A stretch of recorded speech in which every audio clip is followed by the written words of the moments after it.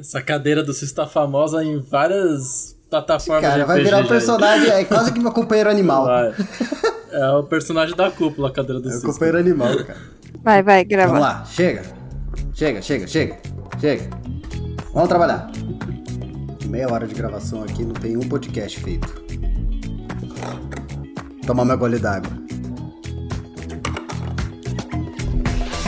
E sejam todos muito mais que bem-vindos a mais um episódio do Atrás do Escudo KL, que é o nosso podcast semanal do Cúpula do RPG. E hoje aqui comigo tem o Coelho, meu amigo Fel, comigo companheiro Ramon Bianchi. Seja bem-vindo.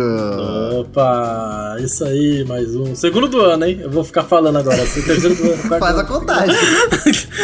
Faz a contagem. Você podia fazer a contagem de quantas falhas tem no ano também. Quantas falhas? É. Aí eu vou perder a conta. É, exatamente, mano. Você tinha que ter falado. Esse podcast é a tentativa 5 e a vitória 2. Aí você vai... Vitória 2. É isso, entendeu? Não, mas esse é a tentativa 1. O povo. Não, esse aqui... É. Ah, tá, é o segundo podcast, mas a tentativa 300 Tentativa que a 1. gente gravou, né? Não, é 1. Nesse ano a gente gravou 300 podcasts e saiu 2. Mas tudo bem. Mas é isso, Ramon. Seja bem-vindo ao seu próprio podcast. E aqui conosco, Ramon, a gente tem a pessoa que, tentáculo a tentáculo, está começando a tomar as rédeas da Copa do RPG. Cheguei pra dominar A gente tem que tudo. ficar... Ela nem espera apresentar ela Não, mais. não você tá espero vendo? mais. Agora Nossa, eu já viu? Já coloca, você coloca, já bota o som do chicotinho. Nossa É isso. senhora, velho do céu. Seja bem-vindo a Major Obrigada, Regianovice. hello, povo. É isso. Aqui a gente mostra a verdade pro público, a verdade nua e crua, a tomada da cúpula do RPG. E hoje temos um convidado muito mais que especial, a segunda vez dele aqui no Atrás do Escudo, Sam. Seja muito bem-vindo, muito bom ter você aqui, o mestre Sam, conosco. Olá pessoal, boa noite, muito obrigado pelo convite mais uma vez. Estou muito feliz em estar aqui com vocês. Vamos lá, vamos conversar bastante. Imagina Sim. isso, ele tá feliz aqui de estar aqui com você. Se você ouvir de novo, ele vai ficar feliz de novo. Então dá pra ouvir os episódios mais de uma vez. Escuta várias vezes o episódio. Se você não quer escutar várias vezes, você pode deixar o volume do celular bem baixinho, bota o celular embaixo do travesseiro e deixa o play lá rolando. que não Puta tem problema podcast nenhum. fazendo isso, faxina, a ajuda melhor coisa que bastante, né? existe. Boa. É melhor. Boa. Eu faço isso lavando a louça. Também, lavando a Podcast louça também é lavando a louça. válido. Mas vou fazer uma pergunta capciosa aqui pra vocês então. Quanto tempo vocês demoram pra lavar uma louça assim? Uma louça ok. Depende, pra mim uma louça ok são tipo 2 pratos e 2 talheres, então... Não, Marjorie, eu não tô falando de louça de quem pede delivery, eu tô falando de louça delivery. de... louça de casa mesmo, panela. 2 panelas, 2 pratos, 2 garfos, 10 2 minutinhos facas. pra mim. 10 minutinhos? É, Não, por aí. eu acho que eu demoro uns 40 minutos, 45 minutos. Eu demoro um bocado, tanto pra Sai bem lavar a lavado. louça como pra passar roupa também. Eu sou muito devagar, sou muito lerdo. Mas aí tem aquele detalhe também, né? Porque eu não sei se isso acontece com vocês, mas primeiro eu faço toda a organização da louça, organizo os pratos, Isso. os talheres. Separa prato, copo, pois é isso aí. Aí eu vou Nossa, deixando eu vou só lavando o que tá toda- lá dentro. A lavagem da louça existe uma logística Pois ali. é, Primeiro os pois pratos, depois os copos. Você vai ali fazendo em a um blocos. passo do Nossa, toque, eu não tenho né? essa Do logística, transtorno não. obsessivo compulsivo, mas eu tenho que preparar toda a pia, deixar tudo organizado pra conseguir lavar a louça, senão não funciona. Não funciona, eu isso. sou muito lento. Perfeito. E se você demora de 10 a 40 minutos pra lavar uma louça, ouvinte, pensa que você tem pelo menos aí um dia da sua semana pra você gastar 20 minutos lavando a louça e 1 hora lavando o seu banheiro, varrendo a tua casa. E 1 hora e 20 minutos é quase que a quantidade de podcast que a Cúpula do RPG tá lançando semanalmente. Vocês viram todo o loop que eu dei pra chegar aqui até esse assunto? Boa. Por quê? Pois é. Porque se você quer lavar uma louça de 20 minutos, agora a Cúpula do RPG tem um podcast de 20 minutos pra você lavar a louça de 20 minutos. Venha pro Cúpula Pop. Exatamente, a Marjorie tomou as rédeas aí, prendeu eu e o Ramon, escravizou, tomou nossas armas e agora ela tem o próprio podcast aqui dentro do Cúpula do RPG. Parabéns, Muito Marjorie. bom. Muito obrigada. Na verdade, o Ramon é meu conselheiro. Quem tava preso na gaiola era você, mas... Ah lá, eu tô livre, filho. Assim Me como prende, não. os Unos tomando vila a vila. Parabéns, viu? Parabéns. E é isso. Que papo maluco de louça. O que vocês estão falando, gente? Pelo amor de Deus, vamos trabalhar. Que é isso? Que isso? 15 minutos de podcast, maluco qual que é o esse? tema? Oh, Que podcast Não, maluco é esse? daí... Bora pro tema? Não, calma lá. Antes do tema eu tenho um recado pra dar. Eita. Não se esqueça Mas... se você gosta dos projetos da Cúpula do RPG, não se esqueça de nos apoiar lá no Catarse e nos seguir em todas as redes sociais, além de avaliar o nosso podcast aí na plataforma de podcast que você está escutando. Favorite na Deezer, dê 5 estrelinhas no Spotify e faça tudo o que tem que fazer aí. Não se esqueça de seguir a gente lá no Instagram, no Catarse e também na Twitch, onde estão rolando as campanhas de segunda a terça e aos fins de semana, quinzenalmente. Beleza? É isso. Show de bola. Porra. Mais recados no final do podcast. É isso, no final do podcast a gente conversa.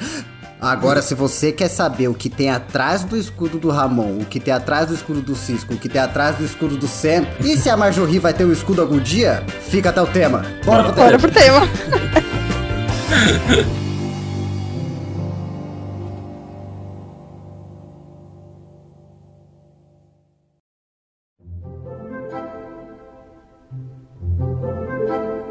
Maravilha, afinal de contas, depois do papo de louça, depois do papo de podcast, do que a gente vai falar nesse tema, afinal de contas? Porque o título tá aí, mas eu ainda não sei direito. É isso. Cara, eu lembro que fui eu que dei a ideia desse tema pra gente fazer, né? Acho que no ano passado. Que me veio essa ideia de criação de universo, criação de mundos em geral, né? Exatamente porque... eu tô trabalhando na criação do meu mundo, né, que é o Nira, né, o Cisco também tá trabalhando nisso junto comigo, a gente tá empenhado nesse universo aí. Multiverso. E eu pensando, fazendo as coisas assim, eu vou fazendo bem devagarzinho, mas já vou falar como, né, a gente vai comentar um pouco isso. Mas daí eu pensei que seria um bom tema, porque eu acho que esse tema, ele envolve muitas etapas, muitas coisas, que às vezes um RPGista, um mestre, né, RPGista que quer criar o seu próprio mundo, tem muita dificuldade de pensar, nossa, por onde eu começo, como que eu faço, o que eu tenho que fazer, quais etapas, eu tenho algumas ideias, mas não consigo botar no papel, assim, eu acho que esse podcast aqui, esse tema veio pra isso, pra gente discutir aqui o que a gente faz e coisas que podem ajudar essa galera e conversar um pouco mais sobre esse tema. Realmente acontece muita coisa, desde tirar a ideia da cabeça até botar ela no jogo, né? Muita coisa. Não, e o bacana é que esse tema ele é tão rico que ele não precisa se limitar apenas ao RPG, né? Quando nós pensamos em world building, claro, né? A nossa... O nosso enfoque aqui é o RPG, mas a gente pode usar esse tema também pensando na construção de um cenário, de um livro, de uma série de livros, ou de uma outra mídia. É muito bacana, é um tema muito legal, muito, muito rico. Cenários para games também, né? Tudo envolve a construção de mundos, a construção de universos, então é muito legal. E assim, eu acho que o RPG é um ótimo exemplo de criação de mundo, porque você vai colocar o seu mundo a teste ali para as pessoas entrarem nele e tentarem destruir o seu mundo do começo ao fim. Isso acontece com você, Cisco, isso foi muito pessoal. É só com você que acontece. Nunca destruí nenhum mundo do Ramon, nem do Sam, ainda. Então aí, o problema são os meus mundos. Gente, é isso, esse podcast é uma intervenção pra eu aprender a fazer meus mundos pra galera não querer destruir. A Marjorie meio que destruiu meu mundo, mas ela não sabe ainda. Parabéns. Meu Deus, como assim? Talvez porque não seja proposicional. Quer dizer, destruir um trabalho de anos, né? É isso. Ai, gente, só porque tô vendo que eu sou a Basicamente, vilã de todos esses universos aí. Ela aniquilou um trabalho de anos de pesquisa, de produção, de desenvolvimento. Olha que beleza. Mas O que eu tava falando de botar o seu mundo a teste é porque quando você cria ali o seu universo, você vai colocar diversas tramas dentro dele e eu acho que o principal é um tema que esse universo tá tratando. Pode ser, sei lá, destruição da natureza. Uma história que tenha isso de pano de fundo. Quando você coloca os players lá dentro, os players vão testar a todo momento o quão lógico é o seu cenário, o quanto a sua história faz sentido, e eles vão caçar buracos na sua história, mesmo que essa não seja a vontade deles, né? Se eles sentirem vontade de desbravar a sua história, eles vão desbravar a sua história e vão achar buracos nela. Beleza, bacana. Eu posso levantar uma primeira bola, então? Super. Claro. Legal. Porque quando a Marjorie me fez esse convite, eu estava comentando com ela como é o meu processo de construção de mundos. E aí eu pensei em compartilhar com vocês essa percepção, por tantas vezes quando nós conversamos sobre criação de mundos, alguém acaba perguntando se é necessário construir todo o universo para depois divulgá-lo aos jogadores, começar a narrar e a jogar. E eu falava com a Marjorie que eu não sigo essa sistemática, eu não produzo dessa maneira, né? E realmente não vejo necessidade do produtor do conteúdo, do narrador, se comprometer tendo que criar todo o universo para depois colocá-lo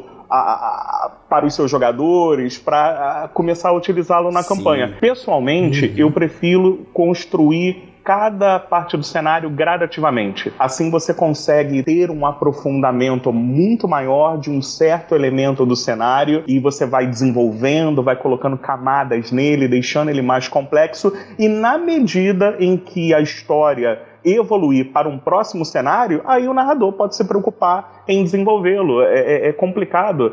E me parece até um tanto pretensioso o narrador partir da premissa que ele tem que construir todo o mundo, todo o universo, toda a cosmologia, para depois começar a narrar, por exemplo. E aí vem a questão, será que os personagens conhecem todo o mundo? Todo o universo? Se a resposta é negativa, então não há necessidade de criar todo mundo, todo o universo. Os personagens chegarão até aquele ponto no Oriente, no extremo sul? Se a resposta é negativa, então não há necessidade de criar, né? Às vezes eu vejo jovens narradores caírem nessa pegadinha, né? De se preocuparem de construir todo o universo, até uma cosmologia do seu mundo, da sua campanha, para só depois começar a narrar. Aí você acaba, muitas vezes, você acaba cansando, perdendo a motivação, o interesse do grupo acaba se esvaindo também, e acaba até que a campanha não rola, né? Então, é muito divertido fazer a construção de um mundo. Mas, sinceramente, eu não vejo necessidade de construir todo o mundo de uma vez, quando, de acordo com a proposta daquela campanha, um grupo nem vai seguir por aquele caminho, não vai explorar uma determinada parte do mundo. Então é interessante, de repente, começar esse desenvolvimento oferecendo aquilo que os personagens conhecerão. Se o meu personagem ele tem um conhecimento sobre uma cidadela, sobre uma vila, sobre uma cidade especificamente, então a gente pode começar a produzir aí com um nível de detalhamento apropriado. E depois, quando eles começarem a desbravarem outros cenários, aí a gente pode começar a produzir esses cenários pelos quais o grupo deve passar. O que vocês... Até porque uma coisa que eu já vi acontecer, tanto dentro de jogo, e eu acho que é um erro que eu já tive como mestre também, é criar um universo e ser tão preciosista com ele que os jogadores param de ter uma influência tão grande dentro desse universo. E isso é contra o que a gente mais procura fazer no RPG, né? Pelo menos eu, como mestre, eu gosto que meus players tomem ações que interfiram no universo. Bacana. E se você tá ali com aquele preciosismo, com as unhas fincadas na sua lore, você pode deixar de divertir os seus players por conta disso. É complicado, né? Eu já vi narradores anunciarem a construção de um cenário próprio. Não, pessoal, agora eu vou apresentar para vocês um novo cenário, tô pesquisando, tô desenvolvendo. Só que essa proposta perdurou por 6, 7, 8 meses, 9 meses, e aí o pessoal já tinha saído da hype, perdido o interesse da campanha do narrador, e acabou que nem aconteceu por causa disso, né? Então bons cenários, me parece, eles demoram anos para ser construídos. E de repente o narrador parte da premissa de entregar um cenário consistente com a produção de 2 semanas, de 1 mês, de 2 meses. Eu acho isso muito estranho. Eu não sei se a qualidade vai ser atingida e depois pode ser um desperdício de energia, considerando que, como eu falei pra vocês, de repente os personagens nem passam por aquele caminho, não vão nem pra aquele outro reino, pra aquele outro continente. Então fica aí uma dica pro pessoal refletir sobre isso, se é válido ou não. Isso aí, a primeira dica então aí que a gente pode dar pro pessoal é isso: vai com calma, não precisa fazer tudo de maluquice. Não perde vai tempo. Com calma. É real, é perca de tempo. Até porque é tão perca de tempo que você falou, você não vai fazer vou fazer uma região que eu nem vou colocar tudo, fazer tudo daquela região. Os personagens nem vão pra lá. E aí, se por um acaso eles forem, às vezes você decide que quer mudar um monte de coisa porque a história tá em outro rumo, sabe? Então, é verdade.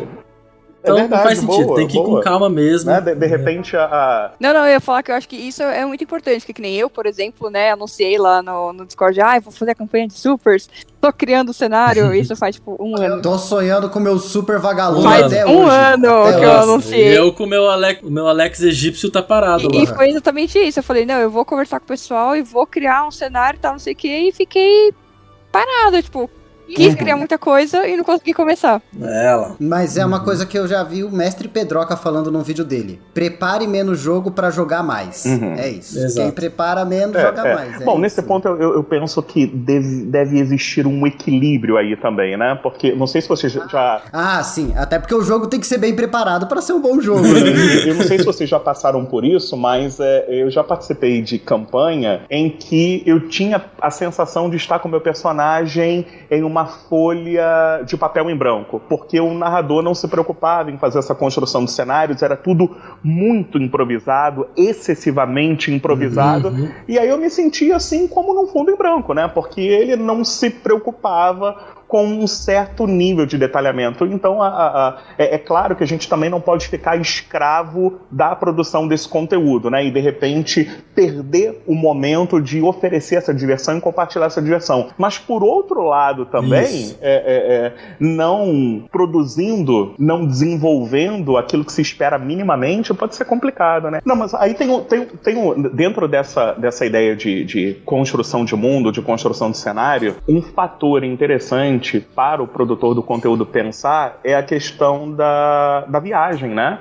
Do deslocamento, da viagem, né? E aí, assim, se nós pensarmos na fantasia e não sendo alta fantasia em que os personagens possam se valer de teleporte, travessia de portal, alguma coisa do tipo, se eles realmente precisam fazer essa jornada caminhando ou cavalgando, essa viagem pode demorar um bom tempo, né? Então dá a possibilidade até do narrador conduzir essa viagem enquanto ele produz o próximo cenário que o grupo vai encontrar. É uma estratégia. Eu tenho um bom exemplo disso. Tem 2, né? Eu tenho um bom exemplo disso.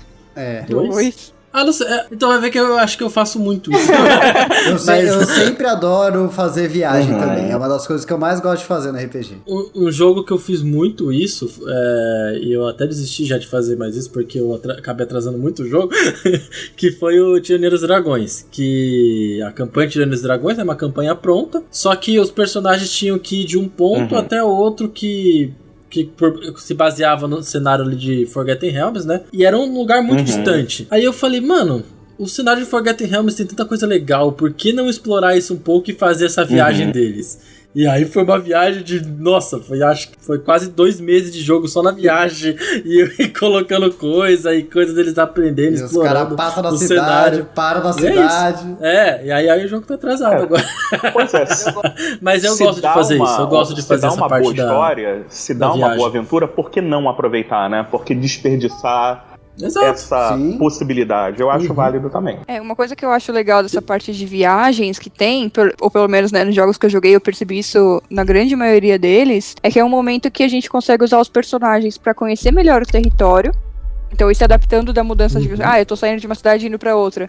Normalmente, na viagem, você vai conseguindo ver as mudanças, né, de como é que é o clima, como é que é a cultura, esse tipo de coisa.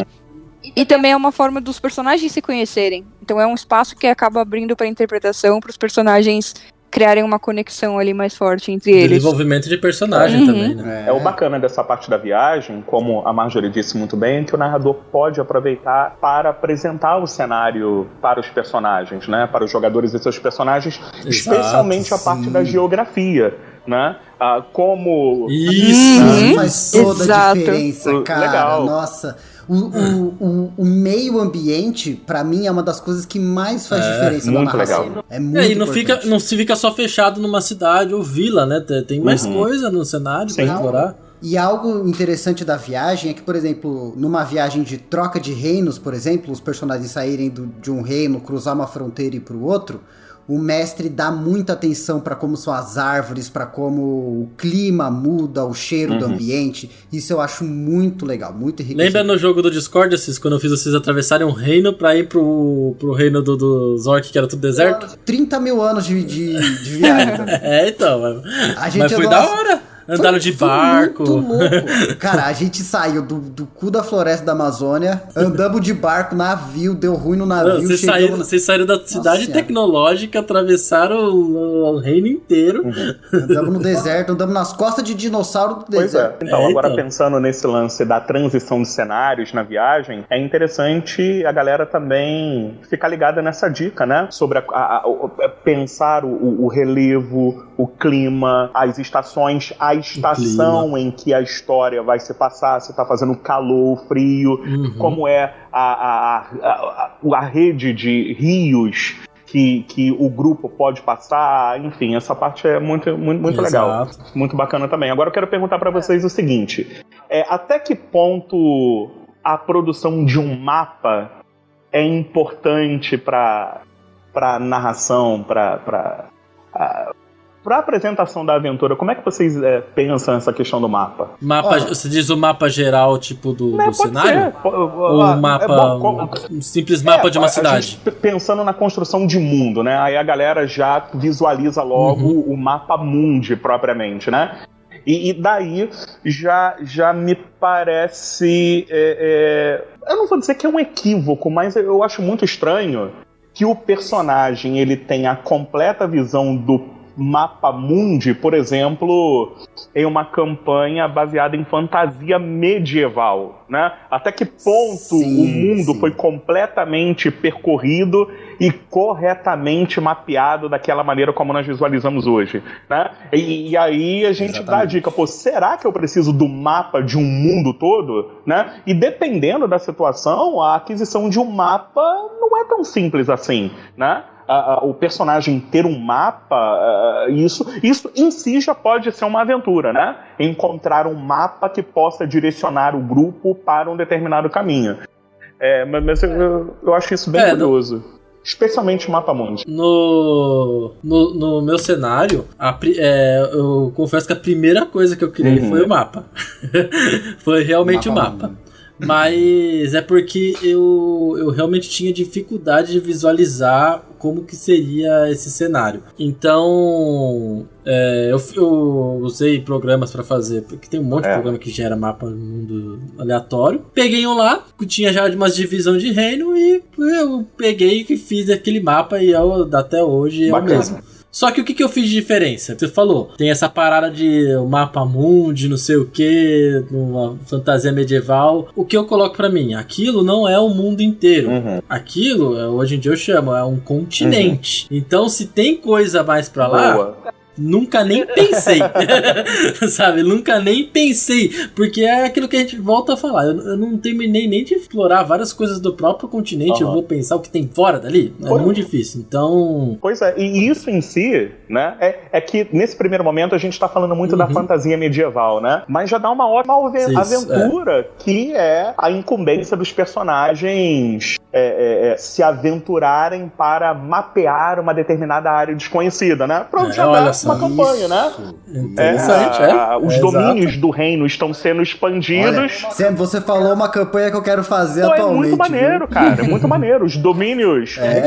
O mestre vai fazendo o jogo junto com os jogadores, tecnicamente. Os domínios do reino vão sendo expandidos e os personagens precisam acompanhar um cartógrafo ou um personagem, o Ranger, ele pode ser o cartógrafo que vai mapear aquela área a pedido do rei, por exemplo. Então fica muito bacana, e aí a gente vai construindo juntos, né, as próximas partes. Uma coisa que pra mim o mapa é muito importante é que eu gosto muito de narrar aventura sandbox. Então os personagens, né, podem ir pra qualquer lugar em qualquer momento. Então o que eu geralmente faço esse mapa serve mais de guia pra mim do que pros players em si. Então se eles decidem ir pra algum lugar, eu faço uma aventura ali pra aquela região. E nesse caso, tipo, pra mim ter o mapa do reino ajuda muito, principalmente pra ter uma noção de tempo de viagem, o que vai ter em cada região. E eu gosto muito de fazer o mapa geologicamente correto. Então, pra mim, vai ter que ter o rio onde tem que ter o rio, vai ter que ter montanha onde tem que ter montanha, entendeu? Legal. Bacana. A geografia tem que fazer sentido, né? Ontem eu tava fazendo um mapa desse mapa mundi nosso aí, meio do Ramon, do continente de Nira. Aí eu tava ali fazendo um mapa, falando, mas essa montanha aqui não faz sentido. Cara, vou ter que tirar essa montanha. Daqui não teria uma placa tectônica. Eu já penso ao contrário, mas é porque eu gosto de fazer os bagulhos diferentes. Eu não me preocupo muito com se a geografia tá certa ou não. Quando eu faço o mapa ali, alguma coisa, se eu olhar e falar, eu acho que aqui tem que ter uma cordilheira de montanhas, eu vou tacar uma cordilheira de montanhas. Se aqui tiver um rio, eu coloco um rio. Eu gosto de pensar assim, eu tô fazendo um mundo, um universo, um cenário próprio de criação minha. Ele não necessariamente precisa seguir as mesmas regras que a nossa realidade. Então eu gosto de fazer as coisas que eu achar que fica legal. Eu faço dessa forma. Uma coisa que é legal falar é que essa criação, né, desse mapa, que é o que vocês falou, ajuda muito a gente a ter uma ideia base do que vai ser esse lugar, e caso você falou, os players podem ir pra qualquer lugar, esse tipo de coisa. Ajuda a ter uma perspectiva de uma campanha maior, porque às vezes você começa numa campanha nível 1, tipo, de nível 1 a nível 3, você começa lá dentro de uma vilazinha, de uma cidadezinha, e resolve um problema lá. Depois, quando esses personagens, se você quiser continuar essa campanha, né, fazer mais conteúdo e continuar narrando pra esse time, você vai ter que fazer com que ele explore novos cenários. Eu acho que ter esse mapa, ter essa perspectiva do que é o reino, pode ajudar você a criar tramas maiores também, que envolvam aquela trama inicial. No caso do cenário de Nira, eu fiz meio que assim, a gente começou, né, numa vilazinha pequenininha, aí foi saindo, era uma ilha, né, a ilha foi saindo e eu fui começando a criar esse ambiente. E aí eu ia criando o ambiente com base onde meus players iam passando. Por mais que eu já tivesse... Eu lembro que o mapa que eu fiz, ele gerava até um monte de cidade aleatória, com nomes aleatórios, então eu fui deixando lá. Se por um acaso eles fossem lá, eu pegava... estão indo pra cidade tal aqui do mapa. Eu pegava a cidade e eu trabalhava naquela cidade. Fazia história, colocava alguns NPCs, fazia tudo um pouco ali, guilda, o que tem. E assim eu ia pra onde eles vinham passando. Então eu nunca ia pegar... eu lembro quando eu fiz o mapa, ele gerou acho que mais de 200 cidades. Eu fiquei, tá maluco? Impossível fazer isso, tem que escrever história de 200 cidades. Não, eu tô escrevendo história de cidade até hoje. Mas depende de onde meus players estão indo. Porque pode ser que ninguém nunca veja tal cidade lá no canto. Vai ficar lá só.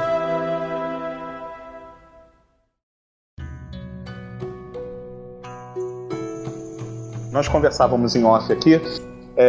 Agora em abril eu vou completar 5 anos narrando a mesma campanha presencial para o nosso grupo aqui do Rio, né? E essa campanha basicamente gira em torno da interação com um grupo em um mundo que é governado por um império. E eu vi a necessidade de ter esse mapa para poder delimitar a extensão de poder desse império, né? Assim, pensando no Império Romano, no Império Otomano, em outros impérios que nós podemos verificar aí na história, eu percebi a necessidade de ter esse mapa que delimitasse, que apresentasse o quanto de terra o Império conquistou, muito embora os personagens nem tivessem ideia desse mapa, né? Eles só foram se deparar com esse mapa que apresenta a extensão territorial do Império agora já na 3ª temporada, mas isso demorou muito para acontecer. Então é bacana ter esse mapa mundi, esse mapa mais extenso, talvez sem um maior nível de detalhamento, porque aí a gente volta àquela questão, né, comentada, né? De repente, em um primeiro momento, os personagens nem vão para lá e tal, então aí vai de cada narrador. Exato. Agora, e o lance da pesquisa? É válido? Até que ponto é importante pesquisar para a construção de um mundo? Olha, você falou que você fez uma aventura em que o Império domina uma grande região, falou do Império Otomano, do Império Romano, e aí eu ia falar sobre isso, tipo, aonde a gente pesquisa referência pra gente criar essas coisas, né? Porque...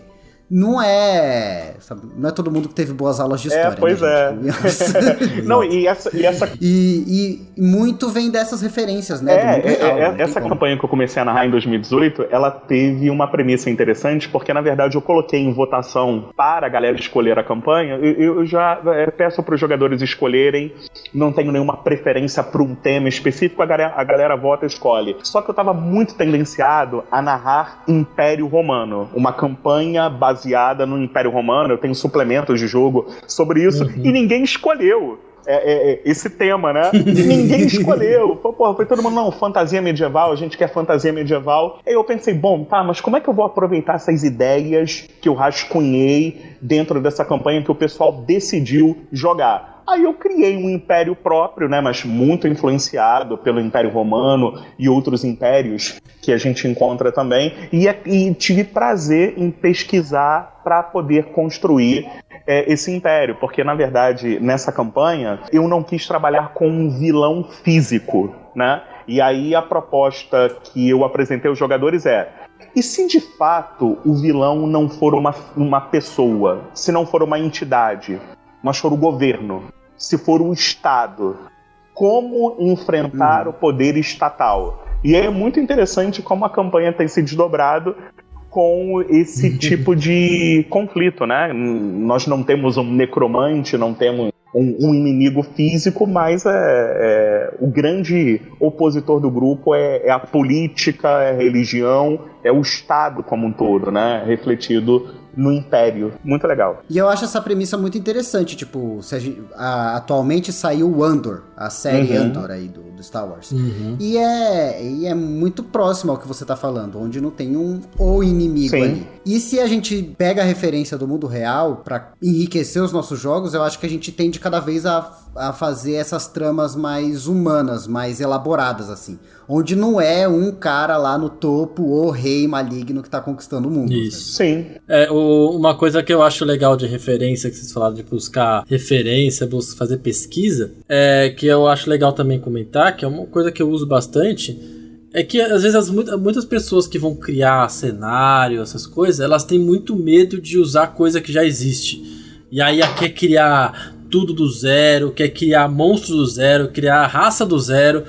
E é legal deixar que, mano, pode colocar as coisas, não importa se o D&D tem um monstro específico lá, coloca no seu universo. Depois, mais pra frente, se você quiser moldar ele de alguma outra forma, tudo bem, sabe? Tipo, eu acho que não tem problema. Eu acho que muita gente pensa nisso, que tem que ficar criando as coisas do zero. Não precisa criar coisas do zero. Você pode usar como referência, você pode pegar a própria coisa que você quer usar ali, eu acho que não tem problema nenhum. E de repente a própria mitologia, o próprio folclore te oferece elementos que você consegue trabalhar bem. Eu narrei uma campanha, a primeira campanha online que eu narrei, o pessoal pediu para fazer essa aventura no Oriente Mítico, no Japão Mítico, né? E eu não estava muito familiarizado com esse tipo de temática, mas eu encontrei tantos elementos na mitologia japonesa, no folclore japonês, que as criaturas vieram, assim, foram muito bem aproveitadas, ficou muito bacana, né, essa campanha. Né? Não necessariamente, não tem necessidade de inventar uma criatura, ou se bem que o D&D tem livro dos monstros, né, então ele facilita pra caramba aí pra quem joga esse sistema. Mas aí eu tinha perguntado pra vocês, até que ponto a pesquisa é necessária para a produção de um mundo? O narrador, ele deve fazer mais uso só da sua criatividade ou convém pesquisar para poder produzir um conteúdo de qualidade? Como é que vocês veem isso? Eu acho que trabalha junto. Wikipédia na veia. Eu acho que trabalha junto, tanto a criatividade quanto a pesquisa. Pelo menos eu, quando faço alguma coisa, eu tô sempre pesquisando formas, o que é, como que funciona. Que nem você falou de Império. Às vezes eu quero colocar um reino, ou um império, ou alguma classe, um negócio ali. E às vezes eu não sei muito bem como funciona. Vou lá e pesquiso, vejo como funciona, como que funcionou na nossa história. E aplico nos meus jogos, mudo uma coisa ou outra, sabe? Eu acho que é isso. Pra mim, a pesquisa tem que andar junto ali com a criação do sistema. Assim como eu acho que muitas coisas que que o ser humano cria, tem pesquisa, né? Então... e nem sempre se basear... Por exemplo, vai criar um reino, você não precisa fazer um reino baseado em uma civilização só. Você pode misturar características diversas, né? Eu, por exemplo, eu acho que tá faltando a gente ser mais objetivo aqui nesse podcast. Vamos criar um reino aqui? Vamos criar um reino? Nossa, que isso? Não! Como que eu vou perguntar se eles estiverem criando um reino? Mas aí. Vou criar um reino. Por exemplo, quando eu vou criar Quantas vezes eu falei criar um reino? Quando eu vou criar um reino...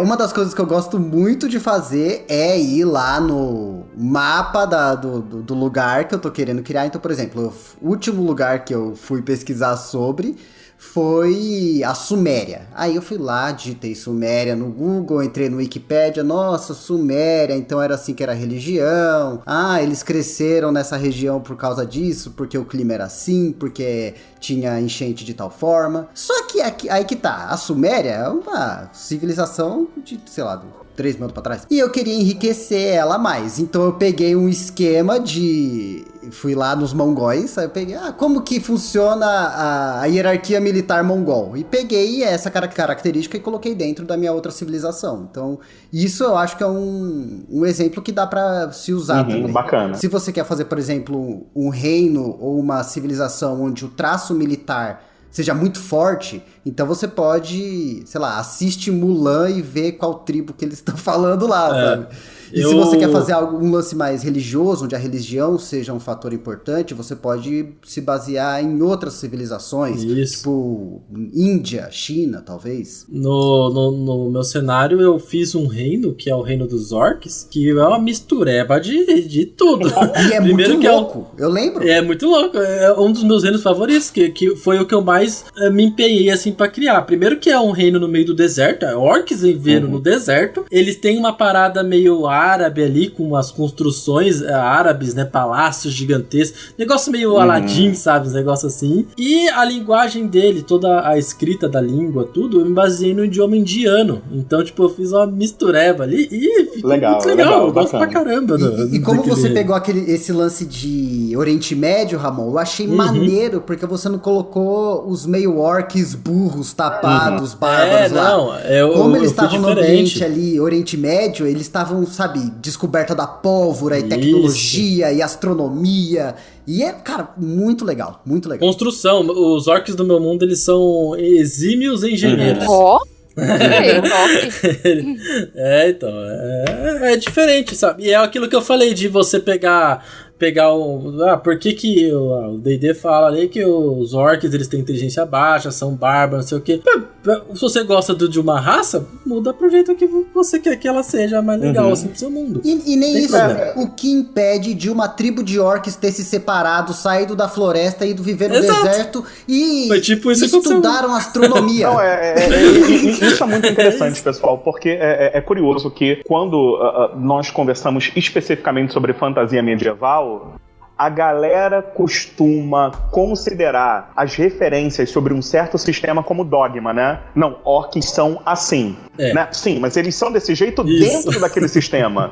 E o que a gente está considerando aqui é o mundo do Ramon, que não tem necessariamente as referências daquele sistema. Então, o orc do mundo do Ramon, o vampiro no mundo da Marjorie pode ser completamente diferente, não precisa ser igual ao que dita aquele sistema, e às vezes a galera pega como um dogma, né? Não, o vampiro tem que ser assim, orc tem que ser assim, tudo bem, dentro daquele mundo, mas não em todos os mundos, né? Aí vai de quem tá produzindo. Ouviu, Marjorie? no sistema do Ramon, os elfos não são babacas. Mas você sabe que eu amo elfos. Eu amo elfos, eu sempre quis elfos. Nem vem. Só que eu sou uma medusa que não gosta de elfos. Faz parte. Vamos mudar essa ideia. Pra mim, a pesquisa funciona muito bem como catalisador da minha criatividade. Eu sou um pouco criativo, mas tendo o prazer da leitura, tendo o prazer de pesquisar, a minha criatividade acaba sendo aflorada. Vocês sabem que aqui na Cúpula RPG eu tô narrando uma campanha que tem como cenário a Londres vitoriana, né? A minha esposa é psicóloga, e eu falava com a Pri descobertas que eu fiz em relação a como eram os sanatórios naquela época. E assim, nossa, eu falava, Pri, olha o que acontecia, como era o tratamento aos pacientes nos sanatórios na Londres, na época vitoriana, assim, então é muito bacana poder também usar o RPG como justificativa para poder pegar coisas diferentes para ler, pesquisar, e as ideias para a campanha vão surgindo, né? Fica muito legal. E outra coisa, a gente é professor. Assim que a gente aprende uma coisa, a primeira coisa é querer falar dela. Legal, sim.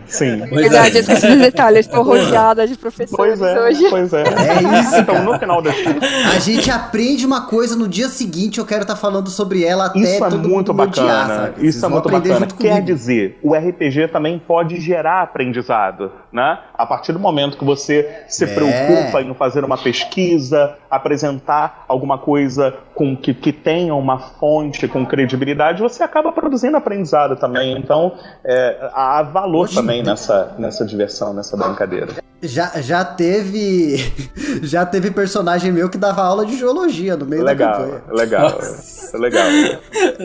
Peguei ali, botei tudo de perícia e conhecimento de geologia.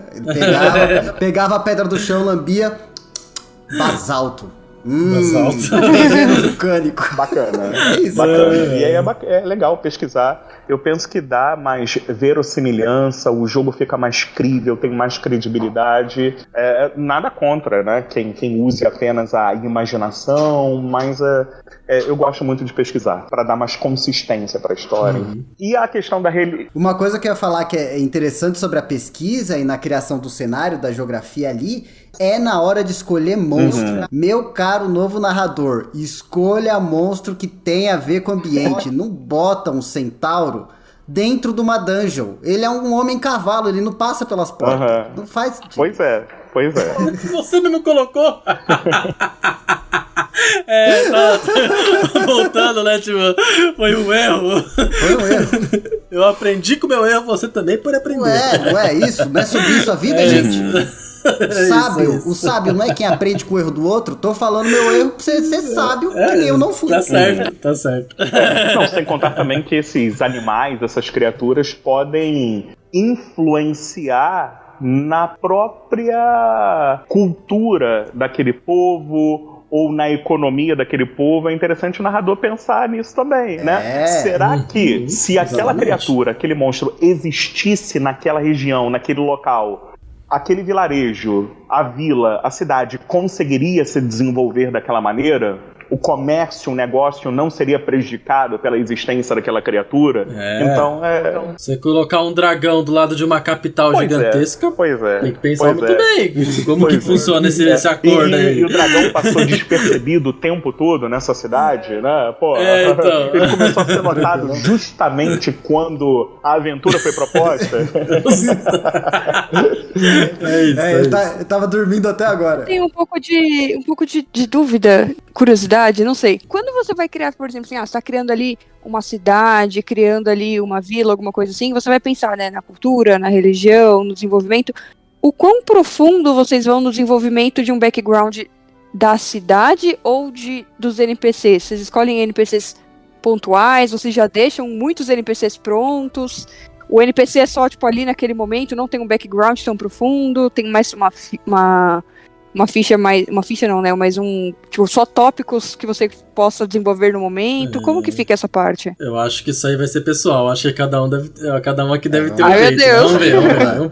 Um por vez. Vai, Cisco, começa você. Eu tenho, particularmente, uma ficha da cidade. Nenhum grupo que eu narrei pareceu se interessar até hoje, né? Mas tudo bem. Mas tem lá na cidade de que reino ela pertence, a tendência da cidade, eu acho isso muito louco. Você ter se a cidade é caótica e neutra, leal e boa. E eu gosto muito de separar nesse sentido. Qual é a tendência daquela população ou do comando ali. Eu não costumo fazer muito NPC, mas eu deixo geralmente 3 áreas assim da cidade prontas. Tipo, como que ela se defende de alguma coisa. Se ela não consegue se defender, obviamente, os aventureiros vão ter que defender ela. Qual que é o deus, principalmente os deuses são muito importantes durante a campanha, qual que é o deus que essa cidade segue, e como que essa cidade alimenta as pessoas. Isso eu acho que é o principal. Mas tipo, eu não costumo fazer muito NPC. O Ramon eu sei que faz 38 kg de NPC por segundo.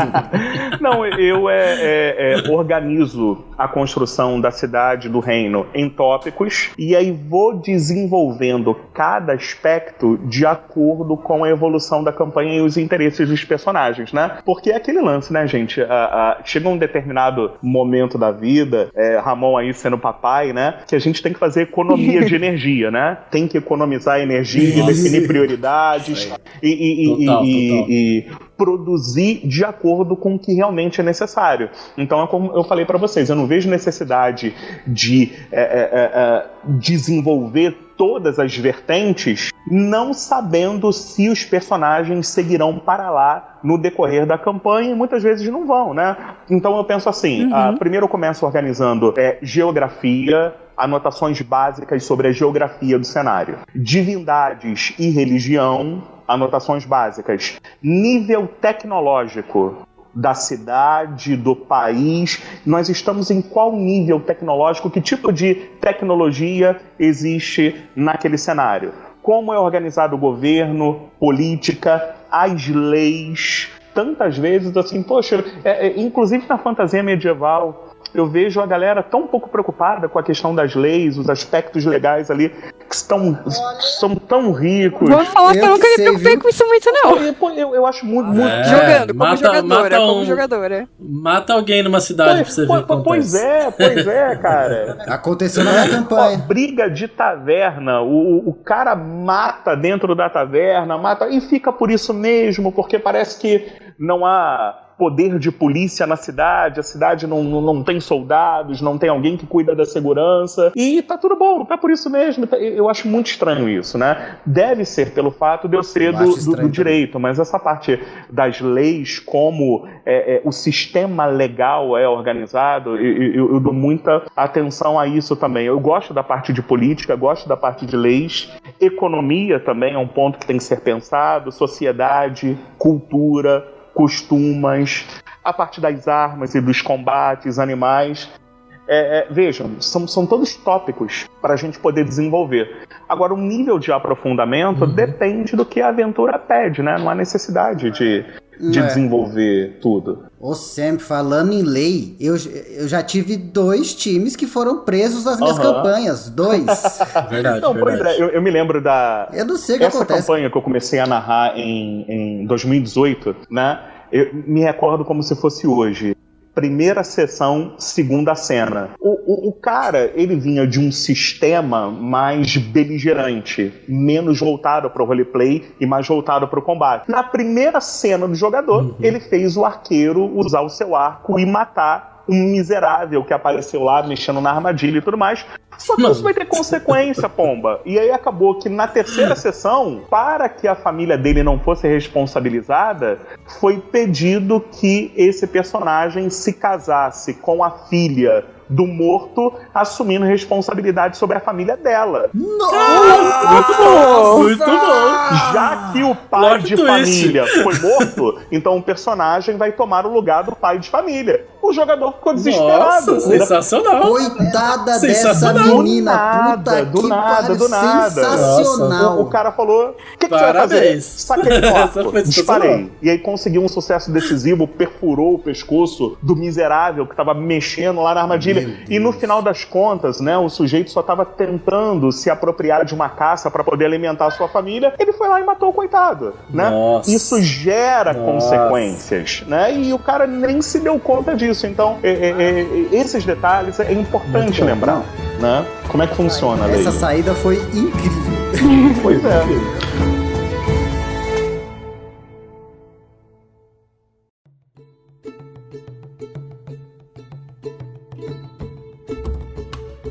Então, o que eu faço? Como eu criei meio que uma base já de todos os reinos do meu continente ali, né? Que é o continente de Mira. Eu tenho uma base de como vai funcionar basicamente as cidades de cada reino. Então elas seguem meio que um padrão assim, né? De cada reino. Tem o reino dos elfos, que é um reino mais selvagem, cheio de floresta. Tem o reino dos humanos da tecnologia, que tem mais tecnologia. Mas eu sigo então daí um padrão meio com base nisso, mas não necessariamente todas as cidades vão ser igual. Então a primeira coisa que eu faço é pensar em como essa cidade vai ser visualmente, né? E aí que eu acho importante, daí a gente volta naquele papo da pesquisa, Porque como que eu vou imaginar? A menos que eu tenha, né, a imaginação assim, brote na minha cabeça como eu quero, o que eu faço? Banco de imagem e fico lá pesquisando imagens de cidade élfica, cidade orc, o que for do tema ali, eu faço assim. Aí até uma hora que eu acho, olha, isso é legal, aí eu começo a trabalhar em como vai funcionar em cima de uma imagem ali de uma cidade. Só um comentário, Ramon. Isso aí, a inteligência artificial artista Olha ajuda muito, parceiro. Muito. Olha a polêmica. Mas então, aí com isso eu pego e penso em... Eu gosto de fazer um background geral para cada cidade. Como assim um background geral? É uma história básica da cidade. Não precisa ser uma história desde como ela foi criada até agora, mas uma história básica, um acontecimento que aconteceu ali naquele local, alguma coisa que provavelmente as pessoas vão sempre falar, então coisa básica ali, uma coisa importante. E depois disso eu penso nos NPCs. E é aquilo, o Cícero falou que eu crio uma caralhada de NPC também, não vou criar todos os NPCs da cidade, que é loucura. Mas o que eu faço? Como eu gosto muito de pegar esses NPCs e colocar imagens e fazer, né, os NPCs, eu faço todos os NPCs no Hero Forge ali, coloco tudo que eu quero neles, eu gosto disso mesmo, é uma coisa da produção que eu gosto de fazer cada personagem. Bacana. Mas o que eu faço? Eu pego NPCs que vão ter alguma relevância no jogo. Como assim uma relevância? Eu não vou pegar um cidadão qualquer que mora numa casa ali, se ele não vai ter nenhuma relevância, não tem porque eu criar ele. Então eu crio o taverneiro, eu crio um curandeiro, eu crio o líder da cidade, que pode ser um rei, um duque, qualquer coisa, eu crio ele também. Soldados, como eu já pensei basicamente na estética do reino, eu já crio soldados pro reino inteiro. Eles vão ter a mesma armadura, ali as coisas do reino. Então, se acontecer qualquer coisa, os soldados estão criados ali. E é isso, eu vou criando o que eu sei ali que vai ter alguma relevância, que os personagens podem ter uma interpretação. Agora, eu crio o background de cada NPC? Não, crio no máximo imagem e o nome e a função dele. O resto... Na hora. Vai na hora, sabe? A menos que seja realmente muito relevante ele ter um background ali, alguma coisa do tipo.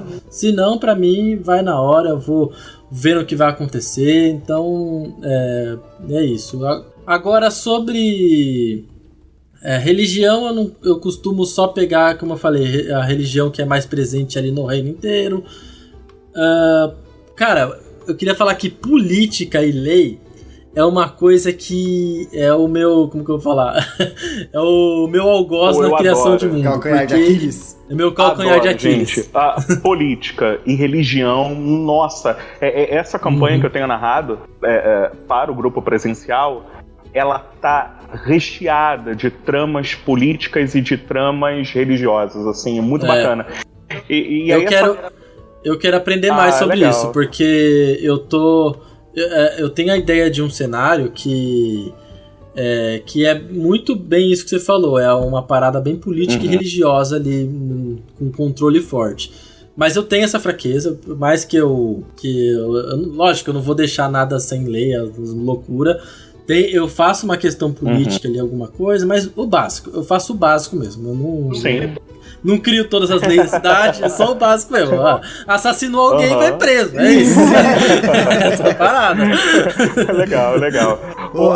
Os caras roubaram... algumas coisas eu Agora, sobre o lance da religião, os criadores de conteúdo, o que vocês acham mais legal? Propor uma religião politeísta ou monoteísta?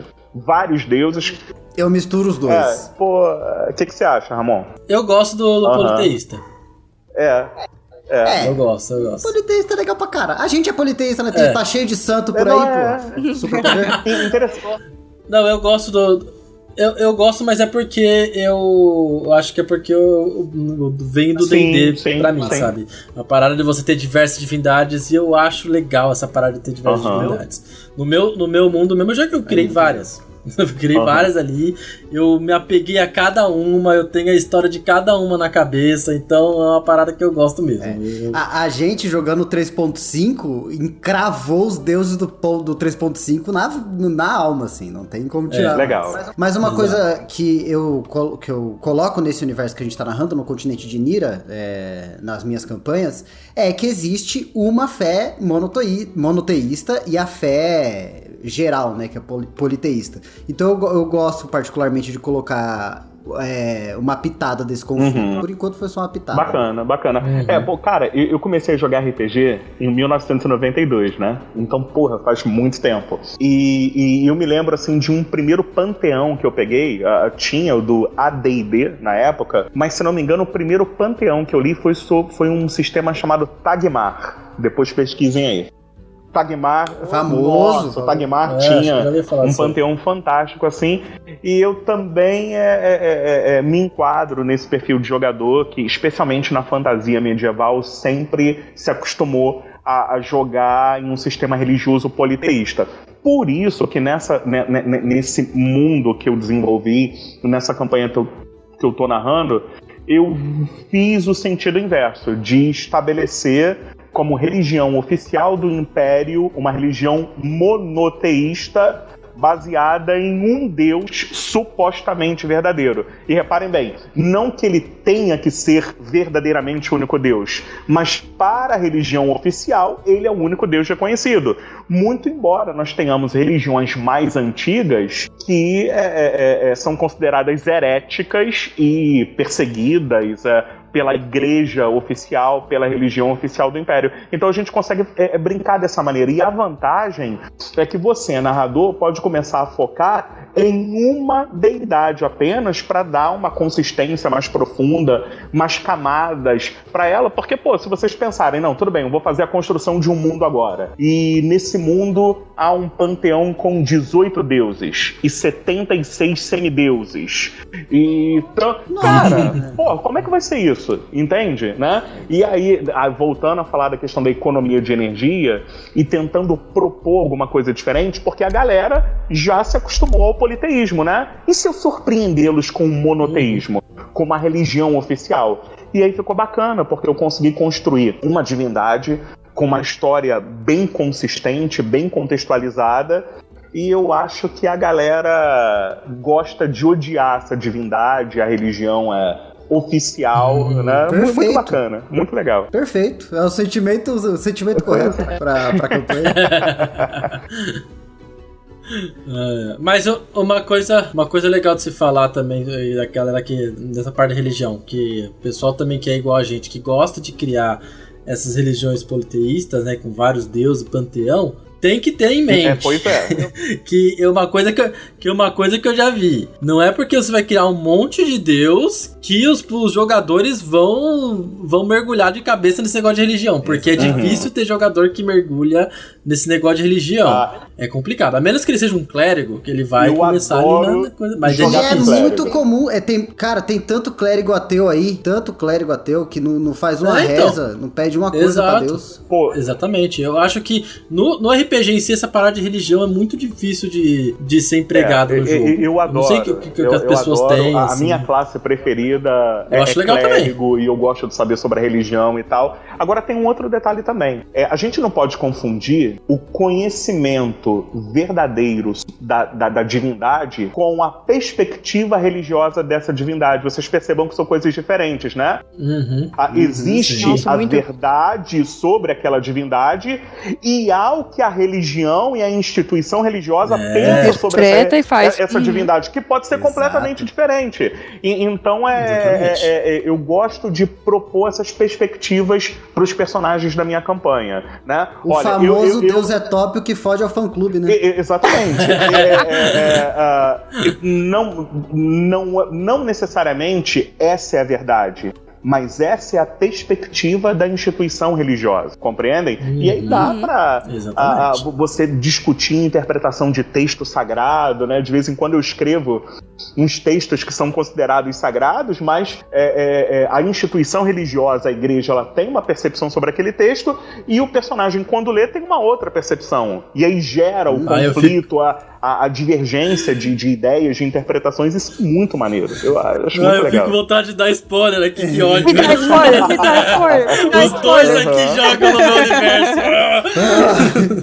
Mas uma coisa que eu acho bem interessante de pensar e que eu acho que é difícil de se descolar do mundo real é que as divindades dentro do RPG, principalmente da fantasia medieval, elas têm poder visível, físico ali. Uhum. Então é muito difícil você ver o clérigo de uma divindade curar uma pessoa e trazer ela de volta à vida e você falar, seu Deus não existe. Uhum. É muito difícil isso. É verdade. Então, de uma forma ou de outra, os personagens, querendo ou não, eles têm alguma fé ali por trás. E eu acho maneiro quando o personagem, um ladino da vida, ele fala, meu Deus, nossa senhora, Deus me abençoe pra arrombar essa fechadura. E ele reza pro Deus dele lá, do Deus ladino, sabe? Porque, querendo ou não, a fé é algo tangível no universo de fantasia medieval. Você vê os efeitos da fé acontecerem. Isso que eu acho que é difícil de descolar do mundo real também. Não, e aí, como o tema de hoje é construção de mundos, vale o produtor ou narrador pensar nisso, né? Até que ponto as divindades interferem diretamente nas questões mundanas, mortais. A divindade, ela interfere diretamente ou indiretamente através dos seus sacerdotes e clérigos. Elas se manifestam pessoalmente ou usam esses arautos, esses avatares, esses clérigos, sacerdotes para poder interagir. Aí, de repente, o narrador, o criador do conteúdo, ele quer propor uma campanha low fantasy. Então vai ser sempre que a divindade vai interferir? Não necessariamente, né? De repente eu quero fazer uma campanha, um mundo mais pé no chão, em que não existe uma intervenção direta da divindade, ou que até possa existir, mas que seja algo velado ao ponto de cada um poder julgar, não, isso aqui foi intervenção divina, não, isso aqui foi Game sorte. of Thrones, o Game of Thrones é um exemplo muito bom disso. Você vê lá a Melisandre, até que ponto é bruxaria, feitiçaria, ciência. Ou realmente é fé, né? Até que ponto foi intervenção divina ou um golpe de sorte? Né? É legal colocar essa pulga atrás da orelha dos jogadores, né? Aí o mais crente, aquele que tem mais fé, vai falar, não, eu fui abençoado, Deus intercedeu aqui. E o outro vai falar, não, foi um golpe de sorte, poderia ter acontecido ou não. Nossa, tem aquela série... olha a Mônia com o javali aí. Ai, meu Deus! Vamos mudar de assunto, muda de assunto. Não, eu me lembro que tem um filme já antigo pra caramba da Joana Dark com a Mila Jovovich, né? E ela, em um determinado momento, aparentando esquizofrenia, tem um diálogo com uma figura espiritual lá, com uma entidade, e ela é questionada, né? Por que você acha que Deus colocou essa espada no seu caminho? Quando poderia ter ocorrido qualquer outra coisa, o dono dessa espada pode ter morrido e você achou, o dono dessa espada pode ter abandonado ela simplesmente. Por que você pensa que foi Deus quem colocou ela aqui? Então é interessante questionar essas intervenções divinas, espirituais e tal. Podem ser verdadeiras ou não. Aí cabe ao criador do conteúdo decidir, né? É isso. Um exemplo que eu acho bem legal também é no livro, na série de livros do Cornwell. Que ele conta a história do Rei Arthur. Que lá ele, no nascimento do Rei Arthur, ele descreve lá as bruxas mijando no canto, os caras pendurando erva. E mesmo a presença do Merlin, você nunca sabe até que ponto aquilo é magia de verdade, até que ponto aquilo é uma ciência deturpada, sabe? A ciência da época, digamos assim. Então quando o Merlin ia lá lutar contra os inimigos tinham cães de guerra. O Merlin, aparentando fazer magia, leva cadelas no cio. Ninguém tinha pensado nisso. Bem lembrado.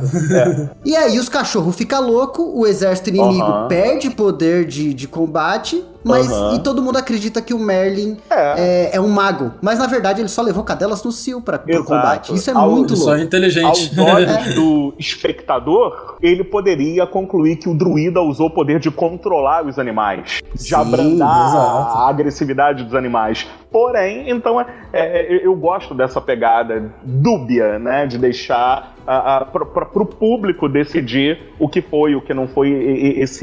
Essa discussão é muito bacana. Agora, se a gente está falando de religião, é importante pensar como essa religião, se é politeísta ou moniteísta, ela vai influenciar a sociedade, né? A religião, ela influencia a sociedade, ela influencia o governo, a política do seu cenário. Você já pensou nisso? Como eu gosto de explorar essas questões religiosas, na minha campanha, a religião influencia e ocasionalmente tem desentendimentos com a coroa. Eu gosto desse tipo de conflito, né? E funciona muito bem. Então, de repente... Eu tenho isso na minha campanha também. Fica a dica aí pra você que vai construir o seu mundo, coloque conflitos religiosos e políticos. Lembrem aí de Game of Thrones, né? Que a Cersei, ela... Nossa, ela vai presa lá pelos caras das Sete Reinos lá. Não, ela patrocina eu não sei se o nome é Irmandade, a Ordem dos Pardais, né? Ela municia, patrocina, cria uma ordem religiosa, militar, e depois essa ordem se volta contra ela. Fala assim, não, você tá errada, você é profana, é impura, enfim. Legal. É bem legal, bem legal. Mas fica a dica aí, ó. Bote conflitos políticos e religiosos... Sempre dá certo, é muito maneiro. Bacana. E pensar também que, assim como no mundo real, o reino, no seu mundo de fantasia, muito dificilmente ele vai estar com todo o poder do reino centralizado ali na mão do rei. Esse poder sempre está dividido de uma forma, né? Às vezes você pode colocar uma cidade onde o governante da cidade é um clérigo, ou um bispo, ou algo do tipo. E a cidade do lado ser um general, ou um duque, que é mais pro lado comercial ou militar. E essas cidades têm um conflito político, não necessariamente armado, e você bota os seus players no meio dessa trama. Também pode ser algo interessante. Isso você puxou uma coisa legal, é o conflito entre os reinos. Como um reino, uma cidade, eles se dão um com o outro. Isso, até cidades dentro do mesmo reino, porque elas também têm interação entre si, né? A cidade ela pode ter uma vocação diferente da outra, assim como o reino também. Essa cidade ela tem uma vocação mais religiosa, ela tem um número de devotos maior, e aquele outro reino, aquela outra cidade é mais beligerante, é mais bélica, né? Mais voltada para o comércio ou para... É uma cidade como Esparta, por exemplo, né? Muito voltada para o treinamento militar. Dá para aproveitar um bocado de coisa.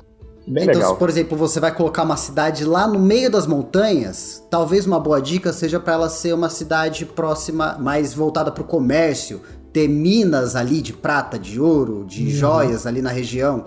Ou se ela é uma cidade portuária, também ela tá voltada para o comércio, também é uma ótima ideia, principalmente se ela tem uma saída de mar para outros reinos ou coisa do tipo. Tem que pensar isso em quesito que você falou também, né? Disso de como que funciona a economia da cidade, com que a cidade se sustenta. É muito importante a gente ver onde a cidade está. Não adianta nada você colocar, é uma cidade que se alimenta da pesca e não tem nenhuma coisa de rio. E é no meio do continente, longe de qualquer tipo de o deserto, sabe?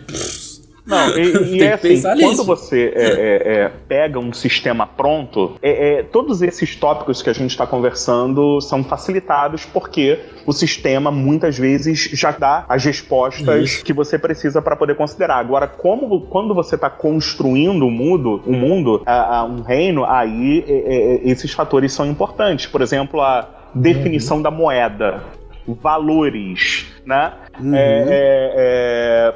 Nessa campanha presencial que eu narro, eu criei o sistema monetário, né? Porque eu tive muita dificuldade para encontrar referências.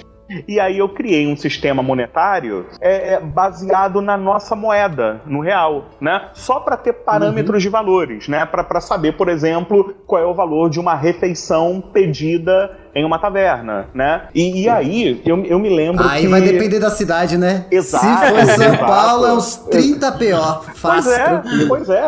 Pode variar de 15 dinheiros a 30, 40, 45 dinheiros. Então, para mim, ficou mais fácil organizar o sistema monetário levando em conta a moeda que eu já conheço, muito embora eu não use esse nome. Me lembro que na última sessão, um jogador ele propôs o seguinte: poxa, eu vou... a ressurreição é proibida pela igreja no meu cenário, pela questão religiosa, a religião, a ressurreição não é autorizada, né? Só que a personagem da Priscila morreu, e aí o grupo começou a se mobilizar para tentar encontrar no mercado negro um elixir, uma poção que pudesse trazer a personagem dela de volta à vida. Isso já dá uma aventura, né? Entrar no submundo em busca de um alquimista que atue discretamente, se propondo a vender. Aí o jogador me perguntou: cara, mas quanto deve custar uma poção nessa no submundo, né? E eu falei pra ele: olha, deve chegar a uns 5 milhões de dinheiros. E ele falou: absurdo! Como? Não, porra, você não tá querendo que a personagem volte? Aí eu mostrei pra ele: cara, vê o valor desse remédio. Aí, não, e aí vocês pensam, como eu criei esse sistema monetário considerando a nossa moeda do nosso país, eu mostrei pro jogador um remédio que nós temos, dose única, que custa mais de 6 milhões de reais. E nem ressuscita! Porra, e a gente tá falando de poção de ressurreição, né? Puta Quer dizer, que pra pessoa voltar. Tem remédios hoje no mercado, gente, isso aí vocês podem procurar no Google, dose única, que custa mais de 6 milhões de reais. Dose única, né?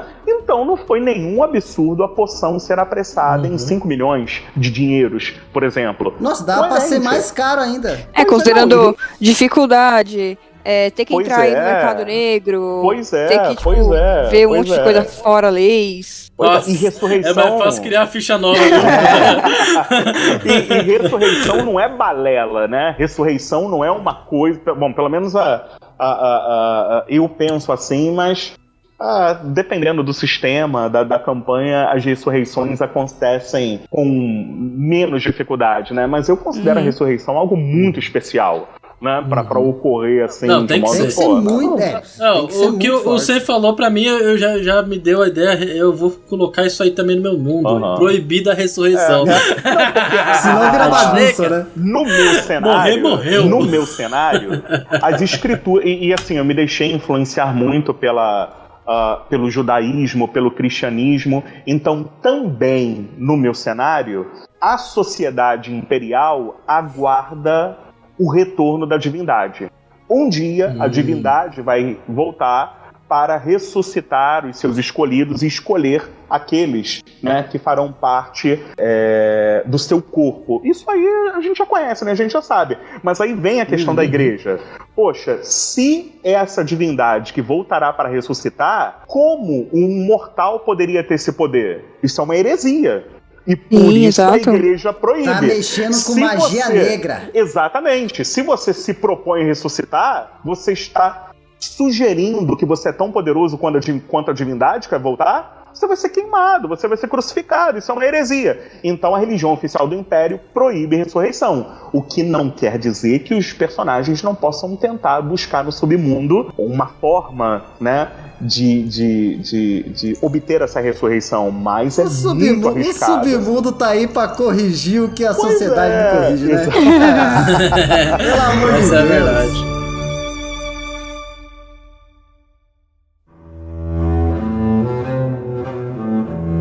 Eu tô pensando aqui na questão do nível tecnológico. Você já pensaram sobre isso?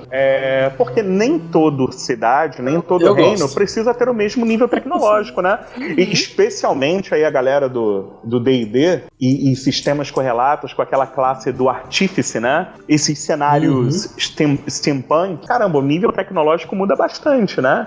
E aí? Eu gosto bastante. Eu tenho no meu cenário um reino que ele é o reino da tecnologia. Legal. Que é essa parada. Eles criaram as maiores tecnologias que tem em todo o continente. Então, tipo, pode ser que você ache uma tecnologia em outro reino? Pode ser, porque, né? Essas coisas acontecem. Mas ela tá focada num reino específico. Então é um... E eu achei legal porque eu fiz realmente um reino pequeno. É o menor reino ali do meu cenário, que ele é focado nesse negócio de tecnologia. E é aquilo que eu falei. Fazer o seu cenário colocando aquilo que você quer colocar. Eu gosto desse assunto, eu quis colocar e eu coloquei. E é isso. Cara, e isso é muito legal. E eu acho divertido. Isso é muito legal e dá até uma trama assim, pro personagem que é o ladino do grupo, né? Espionagem tecnológica, né? Naquele reino, naquela cidade, prevalece a tecnologia. E aqui nós não temos essa tecnologia, né? Que tal mandar o nosso ladino, a nossa ladina espionar e conseguir esse projeto? Porra, muito foda, cara. Imagina essa missão, um grupo com 4 ladinos tendo que se filtrar numa base e roubar planos. Sim. Só o papel azul. Já tá difícil vocês se infiltrarem num campamento. Pois é. Eu era a favor de sair arrebentando todos eles lá. Todos, um a um. Aquele reino desenvolveu um outro sistema de magias, aquele reino já utiliza com propriedade a pólvora, aquele outro reino já utiliza máquinas a vapor, e o nosso reino não, né? Será que não vai rolar aí uma espionagem entre reinos, uma espionagem industrial? Porra, isso dá uma campanha, uma aventura muito maneira. Um exemplo disso é que, como eu falei, eu tenho esse reino que é da tecnologia, e num dos primeiros jogos que a gente começou a jogar, que o Cisco participava, eles tiveram a missão de levar uma caixa gigantesca para um outro reino. Eles não sabiam o que era isso. Tava trancado. Nossa, a gente passou um mês de jogo. O que tem nessa porra? Vamos abrir agora. Vamos abrir. Aí não consegui abrir. E eles abriram. Aí tava lá. E aí, quando eles chegaram no outro reino, eles entregaram a caixa, tipo, pro rei, pro governante do reino lá, que era o reino dos orcs. E ele abriu, ele convidou eles pra verem tudo e era um canhão, sabe? Tipo, era pólvora, era canhão. Sim. Então, tipo, era a tecnologia que foi criada num reino que foi exportada para outro reino. Bacana. E aí era a primeira vez que eles... A gente era a mula de tráfico internacional de armas, era isso. Não era tráfico, era tudo legalizado. Legal. Mas era a primeira vez que eles viram aquilo e era tipo uma coisa absurda, sabe? Então... Bacana, pois é, muito legal dá uma fazer ótima esse campanha, tipo de né? E dentro dessa ideia de níveis tecnológicos, eu não sei porque eu lembrei dos filmes aí de Avatar, né? Porque em Avatar, que seria aí talvez uma campanha futurista, digamos assim, o lance dos conflitos tem a ver com disputa de recursos naturais, né? O nosso povo precisa desses recursos naturais, dessa fonte de energia. No próprio livro Duna também tem esse lance, né? Nós precisamos das especiarias desses recursos e por isso a gente vai roubar ou fazer guerra. Então, né, dá uma campanha top também. Tem um reino que acontece isso demais. Chama Brasil. Só campanha maluca. O mestre dessa campanha, biruta. Pois é. Que também dá uma outra trama interessante, né? Nós somos o povo e vemos o nosso governante se desfazer dos nossos recursos naturais, vendendo-os para um outro reino, para um outro país. Só que não há nenhuma contraprestação. Se ele está vendendo, porque não há melhorias aqui. Rebelião? Vai ser uma campanha de rebelião, então? É isso. Muito maneiro. Olha só. Aí. Cisco adora. Fazer um LARP. Vamos lá, a gente podia larpada. Os caras vestidos de mago entrando no congresso. Bola de fogo. Não, agora... Não, ia falar que eu espero vocês na porta do quartel. Ai, meu Deus. Não inventa.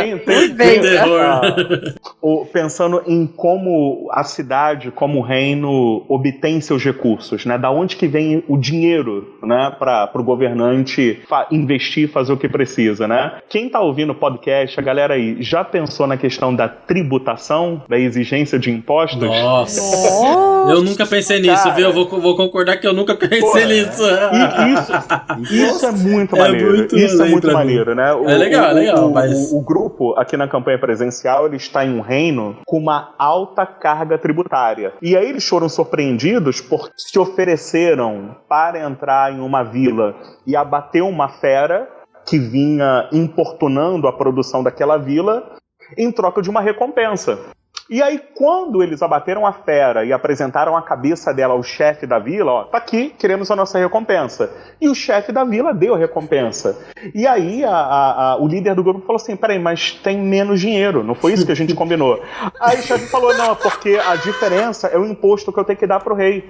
Eu não posso te dar todo o valor. 10% do boleto. É o imposto do herói. Incrível! Eles ficaram revoltados com o reino. Porra, isso é um absurdo. É isso. A gente se arriscou, a gente não vai receber tudo. Não, eu disse que tinha que falar isso, mas eu tenho que fazer a dedução do imposto. E aí eles se veem nessa situação de que, agora que eles estão estabelecidos nesse reino, existem impostos que devem ser pagos ao rei e à coroa, né? E aí os caras... Chegou NPC com água todo dia, gente. Eu faço isso na guilda que a galera pega as missões. Lembra? Eu expliquei pra vocês, pros jogadores. Quando eles foram se afiliar à guilda, eu fiz o NPC explicar, não, as missões são essas, aqui já tá a recompensa de vocês, mas tem uma porcentagem que vai pra guilda e vocês ficam com esse resto aqui, pra dividir entre vocês. Aí é tudo assim. Eu meio que fez isso só. Aí quer dizer, por aqui, a gente já tem personagem escolhendo atuar como ladino e mercenário pra não pagar imposto, né? Pra tentar... Justíssimo. Muito bom, muito bom, muito bom. Pra não pagar nada.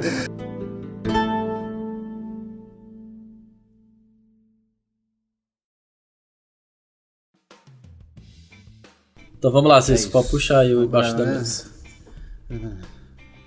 Porra, eu tinha feito minha piadinha de mijar, eu perdi ela, perdi o time. Vai lá de novo então. Não vai não, chega. Beba essa água ou não beba? Depois. Caralho, é passarinho? Passa direto? Eles passarão, eu passarinho. Pô, bons versos pro bardo, hein? Quando eu tava no ensino médio, a gente foi obrigado a ler um livrinho de poesias que chamava Eu Passarinho, que eram poesias atuais, poesias modernas. Muito bonito. Leiam, Eu Passarinho. Pois é. Eles passarão, eu passarinho. Esse lance do... Só lembro disso, do livro inteiro. Esse lance do bardo, nada tendo a ver aqui com o tema de hoje, me faz lembrar da última sessão que rolou. Nós jogamos em um sistema em que o bardo consegue realizar façanhas mágicas desenvolvendo versos, poesias em forma de verso. E o cara ficou desesperado, porque ele precisava ajudar um grupo, mas ele não conseguia produzir uma poesia autêntica ali, ele não conseguia produzir versos ali, e o grupo nervoso, porque ele precisava fazer uma invocação. Nossa, sempre você tá de brincadeira, eu sou perfeito em falar Pois besteira. é. Quem disse que o cara conseguia rimar fazendo ali uma poesia que deveria ser aprovada pelo narrador? Porque tem esse detalhe também, né? Nesse sistema não é batatinha quando nasce. Tem que ser uma poesia consistente, com rimas e aprovada pelo narrador. Muito legal. Eu lembrei do bardo. Esta campanha é feita para mim. Me aceita, por favor. Diga que sim. É isso. Boa. Você é bardo na vida real, Cisco. Você já não vale. E sejam bem-vindos ao Debaixo da Mesa, olha só, mas que beleza. Eu não sei porquê, mas eu não sei, eu vejo claramente, se eu narrar aí pra galera, intuo que o Cisco vai fazer muito sucesso ou com Ladino ou com Bardo. Não sei porquê. É o que ele é na vida real. É o que ele é. É o que ele é na vida real. Eu acho que tem tudo a ver com ele, assim, fica muito bacana. Só vou corrigir uma coisa. Okay. Não é se você narrar, é quando você narrar aqui na cúpula. Quando? Pois é. Olha lá. Fantasia medieval. E a minha intuição, assim, modéstia à parte, ela não costuma falhar, não, hein? Quando já acertou, já. Não falhou, não. Eu vejo... O meu primeiro personagem foi Halfling Ladino, era eu. Muito maneiro. Sucesso. Não tinha nem que interpretar. Mas é isso, eu sou Ladino e Bardo na vida real também. Ramon é bruxo e druida, Marjorie feiticeira. Marjorie é. Você é mago, com certeza mago, não precisa nem falar. Eu sou clérigo, primeiro clérigo e mago também. Eu gosto muito dessa classe. É muito livro que não é Bíblia na estante, aí. Mago é muito legal. E já guerreiro, eu não sei jogar com guerreiro, né? Eu tenho dificuldades tremendas pra interpretar um guerreiro que seja bacana. Nem entendo porque. Pintei. Você aí que está ouvindo esse podcast, espero que você tenha gostado. Até esqueci que eu tava gravando o podcast de tão maravilhoso que foi esse papo. Espero que vocês tenham gostado também de vir até aqui. Muito obrigado. Valeu, gente. Fui até ver se o Craig tava gravando aqui. Já tomei tive quase um pequeno infarto. Eu tive um grande, só de você ter mencionado essa possibilidade. Mas é isso. Espero vocês, meus caros ouvintes, que vocês tenham gostado desse podcast também. Seja bem-vindo lá debaixo da mesa. Espero que esteja quente, aconchegante aqui isso com aí. os escudos jogados. Lembrando que provavelmente esse é só a parte 1. A gente vai voltar a falar desse tema aqui. Fiquem espertos. Então, se vocês gostaram, fiquem espertos, exatamente. Assim como essa é a religião do Cúpula do RPG, né? Todo tema que a gente faz, a gente vai ter que fazer de novo. É verdade. A gente nunca consegue fazer em 1h30 essas coisas. É normal. Mas lembrando a todos que a gente não tá só aqui no podcast, a gente também tem conteúdos em diversas plataformas, então não esqueça de seguir a gente. Acredito nisso, verdade. Não esqueça de seguir a gente no Instagram, onde a gente avisa sempre lá diversas coisas. O Instagram é a nossa plataforma principal, a gente tem diversas postagens também. Eu sou contra a foto. Você é contra a foto? Sou contra a foto. Então o problema é seu. Tome. Cavalo. No Instagram a gente tem diversas postagens, a gente tem o NPC da semana, a gente tem o mapa da semana que a gente sempre disponibiliza pra vocês através do nosso Reddit. Inclusive eu queria até deixar um aviso aqui do Reddit que eu esqueci de dar nos últimos podcasts. Agora lá no Reddit a gente tem a comunidade do Cúpula do RPG.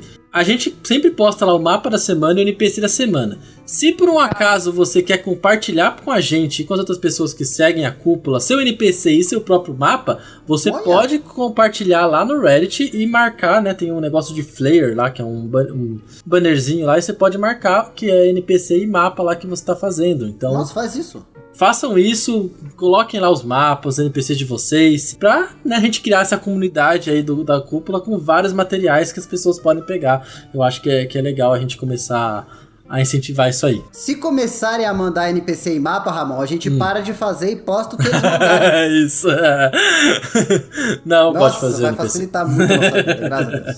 Mas então, também lembrando que outras plataformas a gente tá na Twitch também. Twitch a gente tem nossas lives. Vídeo eu gosto, só foto que não. É isso, então a gente tá lá na Twitch. Temos lives semanalmente. Segunda-feira a gente tem Caçadores Bestas. Terça-feira a gente tem Cidadela Sem Sol. Aí de sábado, quinzenalmente, a gente tem Nira. E domingo, quinzenalmente, a gente tem Tirania dos Dragões. Nira vai voltar agora só daqui a um mês.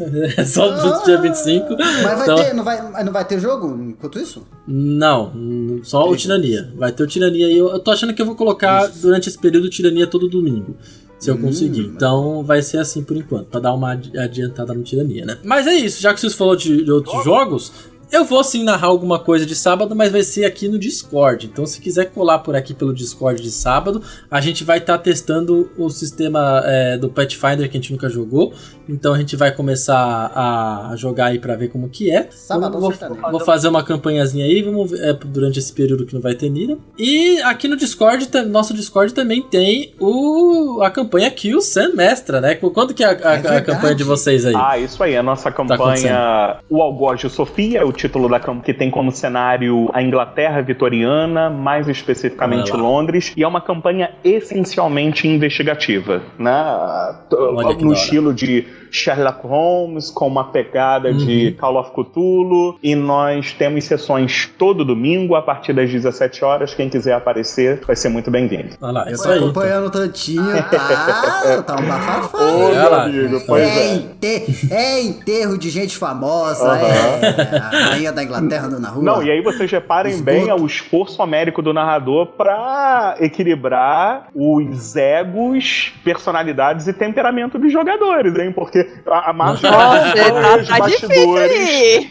Cara, é impressionante. Narrador tem que ser psicólogo também, gente. Além de ser promoter, showrunner, tem que ser psicólogo, conversar no privado, porque os caras, se deixar, eles brigam. Incrível. Que bom que online não dá pra sair na mão, né? É isso. Não, pois é. Mas não é por nada não, se fosse pra casar 2 contos, eu casaria que quem matou foi a Marjorie, mas tudo bem. A Hannah não matou ninguém. Ainda. Existem suspeitas, mas na última sessão o assassino vai ser revelado. Então acompanhe. Verdades serão reveladas, as cartas serão postas na mesa. Bom, espero que seja, né? Espero que seja. Vamos ver aí o que os nossos protagonistas têm. Pode acabar com ele se safando, né? Nossa, ia ser muito top esse assassino. Pode acontecer. Aqui na Cúpula RPG, esse grupo que está jogando o Algoz de Sofia é o que mais prosperou. O grupo tá entrosado, apesar das divergências, personagens muito versáteis também, e é um grupo muito maduro e muito inteligente. Então, apesar do ritmo, né, sendo uma campanha investigativa, às vezes a sessão ela tem um ritmo mais lento, porque os personagens precisam refletir e debater, mas assim, o grupo tá prosperando bastante, eu tô animado, né? Vai ser a primeira vez que esse mistério vai ser revelado. Bacana. Então é isso, gente. Então, todo domingo aí, a partir das 7 horas, aqui no nosso Discord. É isso aí. Então é isso, estamos com jogo em todo lugar aí, então é só seguir a gente e acompanhar tudo isso aí. Além disso, a gente tem também... a gente tá no Twitter, eu tô reativando o Twitter, tô postando coisas lá também no Twitter, então... Se vocês têm Twitter, sigam lá. Eu tô usando mais o Twitter do que o Instagram ultimamente. Então... A Cúpula do RPG também tá lá no Twitter. Outras plataformas, a gente tá aqui, né? No Spotify. Ou qualquer outra plataforma de podcast que você ouve aí. Se está no Spotify, dê as 5 estrelinhas aí, avalie nosso podcast. Ajuda bastante a gente. Tem nossa caixinha de comentários aí também para você dar críticas. Pode até perguntar se tiver alguma dúvida aí sobre questão desse tema, né, de criação de mundo, coloque aí que a gente responde no próximo podcast, no Embaixo da Mesa mesmo. E também tem nossa enquete semanal aí. Faltou mais alguma coisa pra falar? O Catarse também. Dinheiro. Quer dar dinheiro? Achou bom? Dá dinheiro.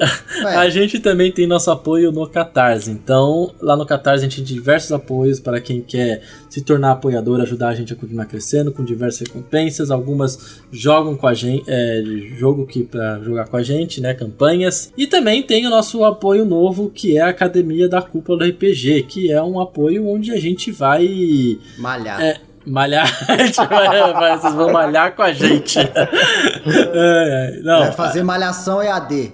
A gente vai mostrar técnicas de mestragem, de preparação de jogo online, porque como o Cisco já disse em alguns lugares, a gente passou 3 anos aí se aprimorando nesse tipo de jogo de RPG, né, online, que muitos ainda têm dificuldade de fazer esse tipo de jogo, mexer com Roll20, mexer com Foundry, criação de mapa. Então a gente está disponibilizando aí esse apoio para vocês terem aulas com a gente aqui no Discord, onde a gente vai ensinar cada um desses passos e o que é importante, o que não é, o que dá para pular, o que você tem que focar. Então, se você estiver interessado, tá lá no Catarse, é só apoiar, o precinho é bem camarada, não é nada tão absurdo também. Você vai tirar a ideia de campanha da sua cabeça e botar ela pra rodar. Essa é a nossa missão. Show de bola. A gente vai cumprir, isso aí. entendeu? E também é importante falar do podcast estrelado pela Marjorie, né? Isso, exatamente! A gente tem podcast novo, Cúpula Pop aí, o podcast que a gente deu na mão da Marjorie, ela que tá cuidando desse podcast agora. Tá podendo tudo, hein? Imperdível. Então, muito toda bacana. semana, assim a gente espera. Sim, será? O Mika me respondeu hoje, esse vai ser semanal? Vai, vamos tentar. Mika, confia, esse vai ser semanal, porque eu tô fazendo isso pra trabalhar. Não só o vai chicotinho, ó. Não vai ser semanal. Não vai ser, já botou já. Mas é isso, então Cúpula Pop, o nosso podcast de notícias da cultura pop aí, toda semana aí pra vocês. É isso. E, cara, a gente sempre tem a enquete do episódio passado, né? Lembra? Sim! Vamos ver o que deu de resultado. Nossa, qual que foi aí? O que a gente perguntou mesmo? Nosso último podcast foi sobre nossas histórias RPGísticas. E a gente fez uma enquete de qual histórias vocês querem ouvir por aqui. Sexo. Uma delas era o Ramon e o Cisco Voyeur. A outra era o Faz o Gorila. Sexo. Outra tem a ver com sexo da cúpula da RPG, outra era o Paladino na Blitz da polícia. E a quarta opção era a única bebedeira da Marjorie. Ai, Jesus. Quem ganhou? E com 67% dos votos, Ramon e Cisco Voyeur. Nossa, não, gente, que absurdo. Então, no próximo História RPGísticas, a gente vai contar essa história. Vamos começar com essa história. Uau. O dia. Inclusive, eu já tenho até um jeito de contar essa história. Fica A gente poderia chamar o cara que participou Pelo dela, amor de né? Deus. Essa foda. Pula a recomendação. Eu pensei, Chega. eu vou chamar uma pessoa, mas não vai ser ele. Não vai ser ele que vai contar essa história aí. Aí, bacana, Tá bom, né? Tá bom. Me lembrem aí, no no próximo encontro, da gente discutir dentro da criação de cenários como estruturar uma casa de massagem. Casa de uma parte importante do cenário. Não pode faltar. É importante. Exato. Todo reino tem pelo menos um bordel. Não é Não é possível, tem que possível ter. que não tenha um bordel. O mais legal são os nomes.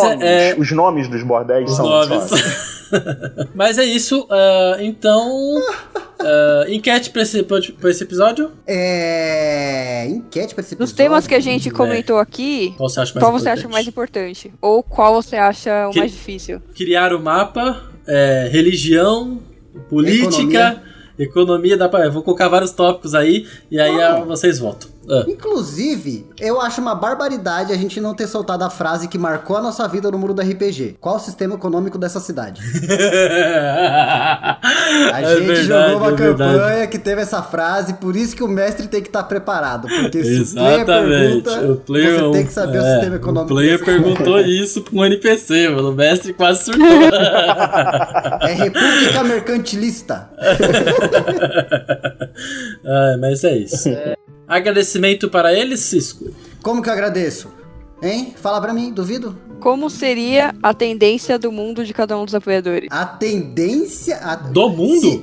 Se eles criassem se eles criassem o mundo. Tipo, como é que seria o mundo da Marjorie? Como seria o mundo? Se eles fossem reis de um Isso, reino, boa, qual seria pode a tendência ser. do reino? Pode ser, vamos lá. Nossa. Isso aqui tá muito fácil, gente. Vocês querem que eu fale o sistema econômico da cidade também? Não. Não, é só... Vamos simplificar, por favor. César Enogerini, leal e neutro. Vamos lá, André Sinigala, leal e neutro também, o reino dele. Mas é a tendência da cidade. Da cidade. Achei que era a tendência dele. Pode ser. Não, também. da cidade. Marjorie Jonovice, neutro e mal. Ai, que horror. É bullying. Com certeza. Bullying é o que deve rolar na sua cidade. Marcos Américo Malbar Rosalém. Eu acho que é... Neutro. Eu acho que dá pra quebrar umas leis lá tranquilo. Guilherme Jank, caótico loucura. Caótico loucura. Caótico loucura. E eu estou muito ansioso para ir conhecer o reino de cada um dos nossos queridíssimos apoiadores. Um beijo gigante. Isso aí. A Muito cúpula obrigado do a RPG todos. não seria possível sem vocês aqui, meus camaradas. Exatamente. Recomendações? Será que eu tenho uma recomendação essa semana?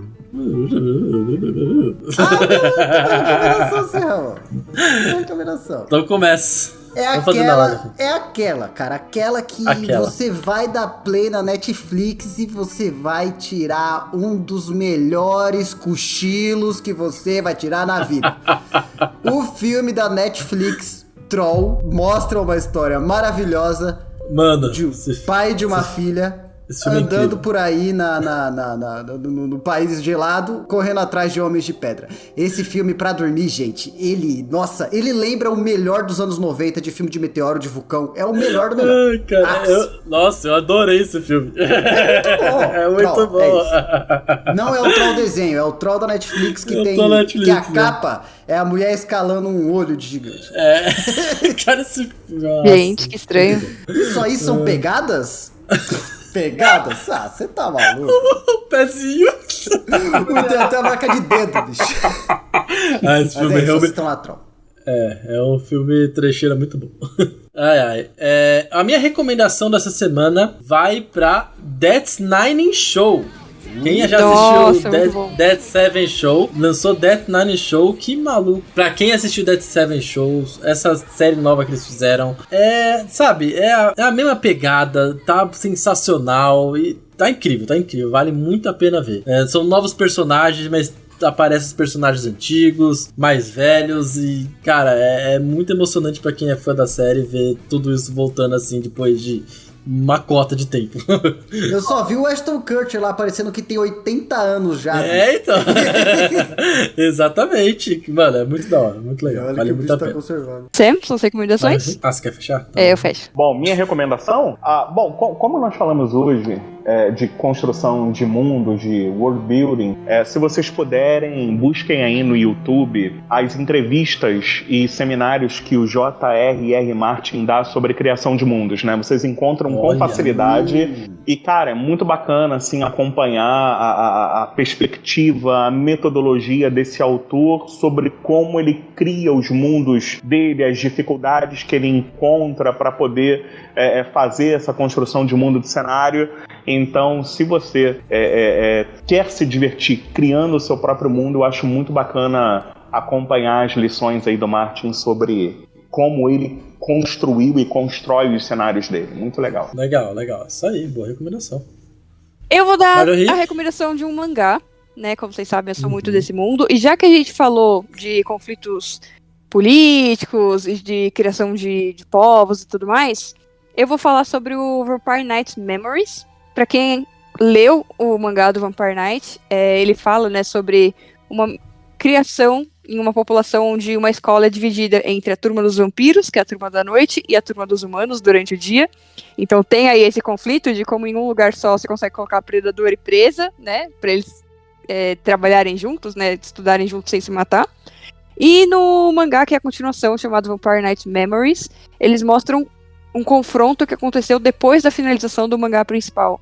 Então, assim, depois que os vampiros realmente foram completamente anunciados, todo mundo tá sabendo, já teve guerra, já acabou guerra, o que aconteceu depois desse conflito? E, cara, tá no 7º volume e só continua tendo mais e mais conflito. Conflitos políticos e conflitos até internos entre as raças, né, diríamos assim. Então, leiam esse mangá. Mangazinho de vampiro. Show de bola. Então, é isso! Chega? 2 horas de podcast? Chega. Boa. Um beijo! Um abraço! E até semana que vem. E tchau. Valeu, gente. Até mais. Bye, bye. Vocês parem de fazer isso, cara. Tchau!